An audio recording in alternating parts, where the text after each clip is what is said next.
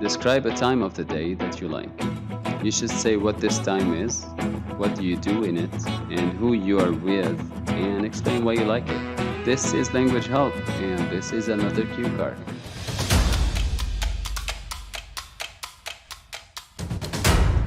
Now, as always, a cue card can be about a person, a time, a place, an object, or an activity. Today's cue card is about a time or occasion. Now, describe a time of a day that you like. What time of a day is it?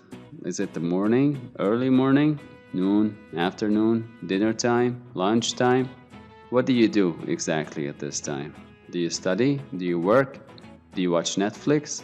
Or do you entertain guests? Who usually is there with you? This really depends on your choice of the activity. You can be alone or you can be with people. And the final question is explain why you like it, how it makes you feel. Energetic, active, dynamic, productive, you choose. Let's see our example answer. I really enjoy waking up early. When I wake up around 4 a.m. and I have a productive morning, it's as if someone gifted me some lost hours from previous uneventful days. The hardest part is the actual act of getting up, although sleeping early the night before really helps. But when I manage to finally get up, I usually do some exercises and go straight to my study table. Normally no one is awake at this hour, which makes for a quiet and serene atmosphere. I'm really big on studying alone, so I find this time of the day optimal. It allows me to feel productive and, as a result, satisfied.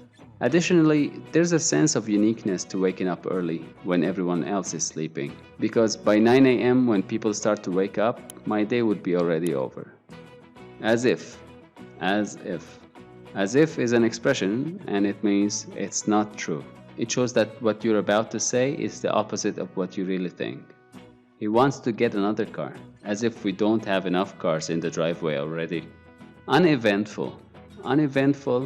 An uneventful time or situation is one in which nothing interesting or surprising happens. It was a dull, uneventful journey.